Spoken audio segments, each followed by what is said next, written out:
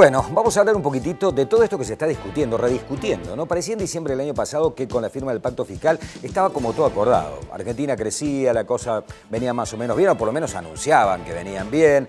Ya la provincia o las provincias tenían lo suyo, los municipios por chorreo también o por goteo tenían lo suyo. Y de golpe y porrazo pasó lo que pasó en la República Argentina, barajar y dar de nuevo. Acordamos con el fondo, ya lo que se había acordado con el fondo se incumplió, hay que volver a rediscutirlo, pero también hay inconvenientes hacia adentro para llegar al déficit cero. Se hablaba muchísimo de la reunión con gobernadores, de los ministros de Finanzas, el de Córdoba participó en varias reuniones en Buenos Aires, con el ministro del Interior y el ministro de Finanzas de la República Argentina para llegar a un acuerdo, porque evidentemente hay que bajar el déficit y hay que ajustar.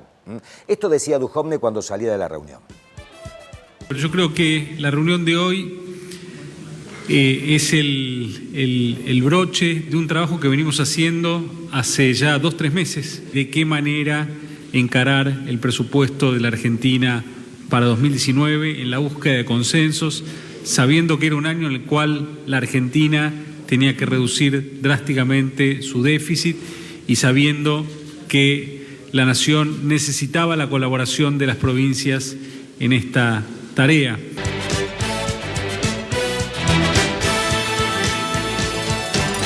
Bueno, para hablar un poco de este tema hemos invitado a la licenciada en Economía Virginia Giordano de IDESA. ¿Cómo te va? ¿Qué tal? Hola, ¿qué tal? IDESA es Instituto de Desarrollo... Instituto para el Desarrollo Social Argentino. Social Argentino, efectivamente. Comparto mucho, me llegan por mail a los informes de IDESA y la verdad que comparto muchísimo y me ilustro mucho también con la información de todos los estudios que elaboran allí, así que lo felicito realmente. Gracias. ¿No? Bueno, a ver, un poquito. ¿Cómo hace Argentina para llegar al déficit cero? ¿O qué propone por lo menos el gobierno para hacer? Bueno, el gobierno, como sabemos, este año va a cerrar con un déficit primario del 2,6%. Luego del acuerdo con el FMI se acordó que el año que viene tiene que llegar a un cero. Este ajuste va a llevar, va a contar diferentes medidas, entre ellas va a ser la suba de impuestos, que fue un poco lo que anunciaron con el nuevo esquema de retenciones a las exportaciones. Un esquema medio extraño, no sé si habrás escuchado, que es de 4 pesos por dólar exportado. Sí, muy extraño, ¿no? Sí, se va a ir licuando a medida que vaya subiendo el dólar. Pero si, digamos, Cartelici se ponen de acuerdo y dicen, hagamos que vaya para arriba el tipo de cambio, si sigue flotando, y lo licuamos ahí casi inmediatamente, sí, es ¿no? distorsivo, porque ahora los exportadores están reteniendo los dólares, claro, a esperas de que suba el tipo de cambio para vender. ¿Por qué no se fija un porcentaje, por ejemplo? ¿Porque sonaba como mucho más duro? Yo creo que han querido darles un incentivo, o sea, les dijeron, bueno, por un lado te quitamos un poco, pero con el tiempo se va a ir licuando esto.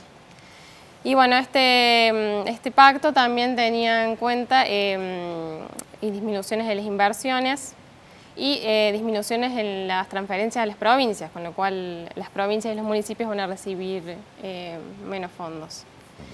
Desde IDESA, el último informe, no sé si lo leíste, hicimos un ejercicio muy interesante con el impuesto al valor agregado, el IVA. Hicimos el siguiente ejercicio: ¿qué hubiese sucedido si en Argentina, en vez de aumentar impuestos, hubiese mejorado la gestión del IVA particularmente? Argentina tiene una recaudación en este momento del 46% del óptimo. Lo comparamos con Chile, que es un país, bueno, nuestro vecino del lado. Que... O sea, de un 100%, la eficiencia es 46. Exactamente. Es más o menos la mitad.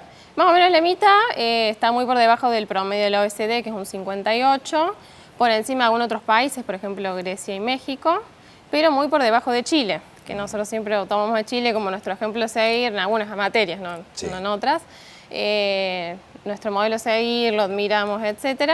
Y bueno, hicimos esta comparación: ¿qué pasaría si Argentina mejorara su eficiencia en la gestión del IVA a la mitad del valor de Chile? Bueno, con ese valor se hubiese ahorrado el gobierno la necesidad de aumentar el impuesto a las exportaciones, porque con eso hubiese recaudado unos 280.000 millones de pesos, que es el equivalente al monto que hoy en día está anunciando en la suba. Simplemente haciendo más eficiente el cobro, no cambiando nada. Claro, haciendo más eficiente el cobro. Exactamente, esto conlleva una disminución en la evasión. Y bueno, también nosotros proponemos que sea siempre la misma alícuota, porque viste que el IVA es el 21%, sin embargo hay diferentes bienes y servicios que tributan diferente. Entonces proponemos que sea siempre lo mismo, que es lo que tiene Chile, que Chile cobra un 19%, y hacer una devolución a las personas que realmente lo necesitan vía tarjeta de débito. Con lo cual es necesario la bancarización. Un shock de bancarización sería fundamental para la elevación y para que sobre todo la gestión del IVA sea más equitativa. Y ahora teniendo en cuenta que hay tanta gente que cobra algo del Estado, o sea que podría o está bancarizada, claro, que se lo podría lograr haciendo más eficiente evidentemente el cobro, ¿no? Exactamente. ¿Y qué impacto va a tener en la economía todo esto, digamos? ¿Más impuestos? Menos dinero en el bolsillo de la gente porque aumentan las cosas y no en la misma cantidad o en el mismo porcentaje aumentan los salarios. Entonces esto inexorablemente significa menos dinero en el bolsillo de la gente, pero tiene que pagar más cosas y algunos impuestos y todos los servicios aumentaron. Digamos, ¿la gente va a poder pagar? ¿Va a poder realmente recaudar lo que pretende recaudar el Estado? Yo creo que lo que más le afecta a la gente es la incertidumbre. Es esto de hasta cuándo, cuánto tiempo vamos a tener que vivir con esto. La inflación va a seguir, ya el último índice indicó que era del 3,9, parece que los meses que siguen van a ser más duros y es este tema de seguir con lo mismo y nosotros lo que siempre remarcamos es que el déficit fiscal está y lo que se podría haber hecho era haberlo hecho en su momento de una forma gradual y ordenada. Y como no se llevó a cabo, terminamos en la forma más dolorosa y más desordenada. Pero hubo gradualismo, supuestamente se iba llevando adelante, ¿no? O por lo menos se anunciaba gradualismo. Se anunciaba, pero no se llevó a cabo. El gradualismo requiere metas fijas, un monitoreo. Esto no sucedió así, pero los números lo indican claramente y terminamos en esta situación que es dolorosa y súper desordenada, que es una devaluación y de esta magnitud. ¿Qué va a pasar en las provincias y en los municipios, digamos? ¿Esto significa menos dinero para todos? ¿Menos dinero para las provincias? ¿Menos dinero para los municipios? De lo que salió el otro día en el pacto fiscal, son menos transferencias a las provincias, sobre todo el Fondo Federal Solidario que va a obras. Habría que ver el impacto en cada provincia, ¿no? Porque no todas las provincias están en la misma situación, hay muchas provincias endeudadas que toda la evaluación les golpea muy fuerte, otras que están mejores, entonces la situación es muy diferente dependiendo de la provincia. Pero sí seguramente se va a traducir en menores obras y parece que el pacto fiscal, hasta donde yo escuché, quedaba congelado, con lo cual este anuncio que han hecho de baja en ingresos brutos y sellos probablemente quede postergado para más adelante. ¿Y eso significa mayores problemas también para que recrear la producción en los distintos sectores, en las regiones, en nuestra provincia, por ejemplo? Sí, exactamente. Va a significar más. Son impuestos distorsivos que significan un palo en la rueda, en definitiva. Que cual. Todo va a ser más difícil, más lento. Va a ser más difícil y la tasa de interés del 60% que tenemos ahora tampoco. ¿Qué visión tienen ustedes? A ver, economistas tan jóvenes con un país donde la tasa de inflación interbancaria es del 70%, el descubierto es del 80%, las LEVAX pagan un interés del 65%. Y es algo que ahoga la economía, es algo increíble. Creo que había leído que la tasa de interés más alta del mundo, más alta que Venezuela. Así y no es muy sostenible. No es la inflación más alta, pero sí la tasa de interés más alta. La tasa de interés, sí. No es muy sostenible en el tiempo y la producción realmente lo va a resentir y los meses que vienen van a ser complicados, van a ser duros. Bien. Virginia, muchísimas gracias por haber estado con nosotros. Gracias, muchas gracias. Bueno, y llovido sobre mojado, ¿no? Porque en medio de todo esto, desde Estados Unidos, un asesor del presidente Trump, que además es periodista y asesor económico, le dijo a otro periodista a través de la cadena Fox que estaban analizando desde el Tesoro de los Estados Unidos una solución para el problema argentino y estaban analizando seriamente, con mucha preocupación, el tema de una nueva convertibilidad. Esto tuvo una enorme repercusión. Lo presentamos y después vamos a pasar un tape con Alfredo Blanco, que opina con respecto al tema. Larry, I just have to hit on one thing that's beyond our borders, down in Argentina, a country that you and I visited together once many years ago. We love it. They're in deep trouble, and they've had to go to the IMF in order to get an emergency loan for the trouble they're in. The IMF has demanded that in exchange for their loan, they have to raise their export taxes, which is going to hurt their economy. Now, I know the Argentines. I know some of the people in the government. They hate the IMF's medicine. They actually hate the IMF, to be honest. They would much rather be dealing with the U.S. Treasury in some form. Is there any chance that could happen? Yes. The Treasury is deeply involved in that discussion, deeply involved, which is a great thing. And, as you and I learned and others, the only way out of Argentine's dilemma is to set up a currency board.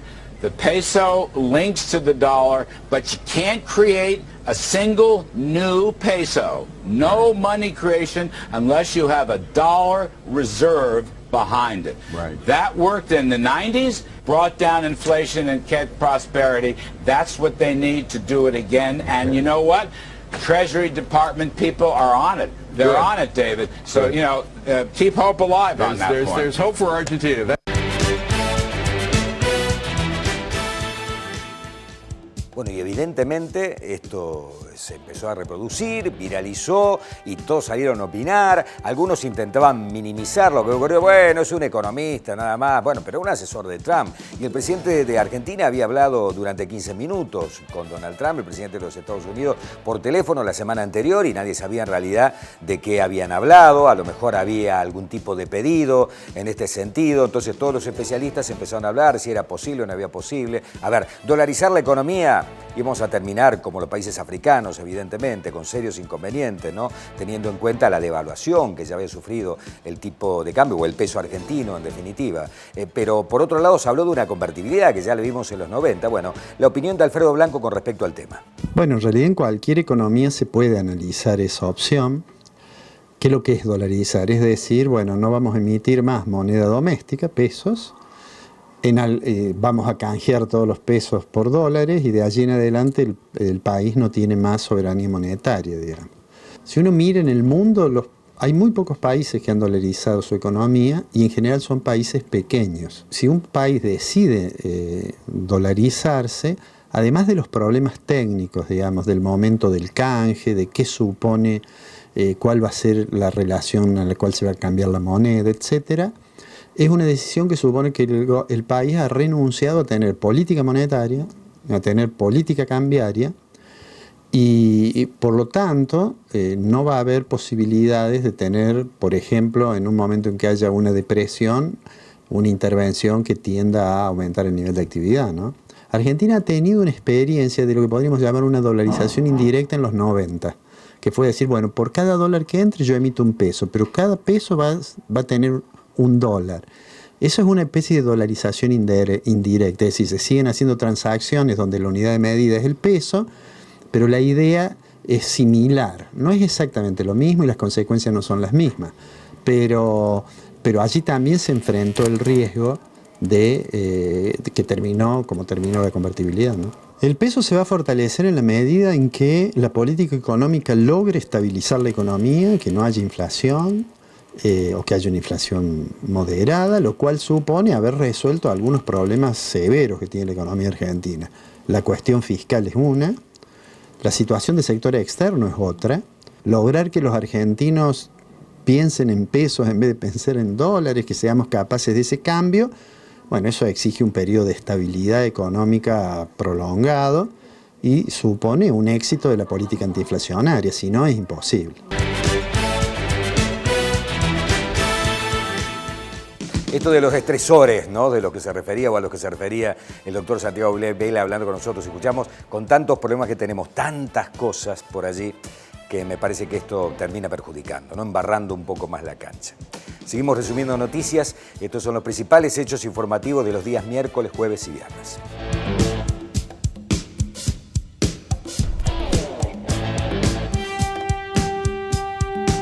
Comenzó el paro docente y va a continuar, se va a juntar al de mañana, el que pidió Cetera hace una semana atrás pidiendo por un aumento salarial. Recordemos que el 23 del mes pasado no se llegó a un acuerdo con el 19% que le habían ofrecido y también con un mayor presupuesto para la educación pública.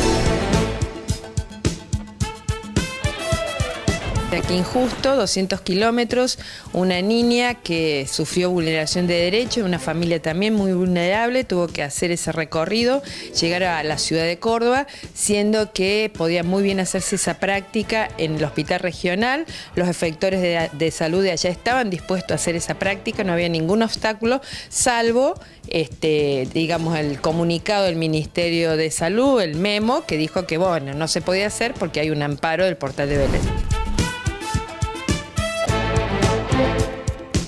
Lo que sí hay que llevarle tranquilidad a la gente para que sepa que estamos trabajando para que el usuario sea el menos perjudicado y que aquellos que lo necesitan realmente van a contar, como siempre han contado, con la ayuda del gobierno de la provincia. Cuidemos a los más necesitados y que van a ser los que van a tener un subsidio a la demanda en mayor medida que el que otorgamos al día de hoy.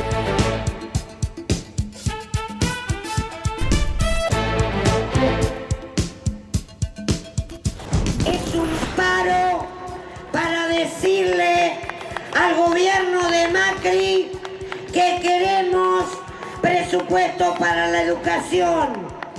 Los sindicatos de docentes de todo el país realizaron un paro de 48 horas que culminó con una movilización al Congreso en un momento de mucha tensión, luego del secuestro y tortura de Corina Bonis, una maestra de Moreno que da de comer a sus alumnos.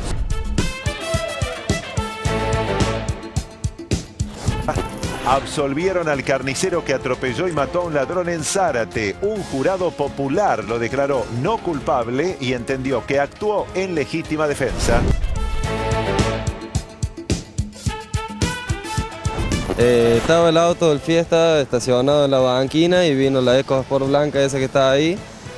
Supuestamente venía con el celular en la mano, así que se bajó de la banquina y lo agarró en medio el auto. Y bueno, y de ahí el auto quedó en el medio de la calle y la camioneta quedó dando vueltas y entonces vino el colectivo que estaba allá y se clavó los frenos y vino el auto y se incrustó abajo.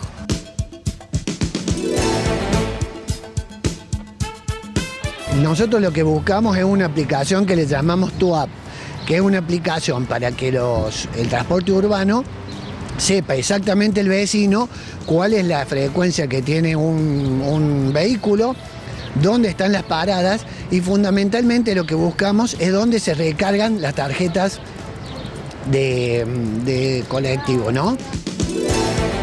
Las obras en Plaza España continúan a buen ritmo, aunque prevén que la temporada de lluvias pueda retrasar su finalización prevista para mayo de 2019. En la programación venimos bastante bien, de 383 pilotes ya tenemos hormigonado hasta este instante 123.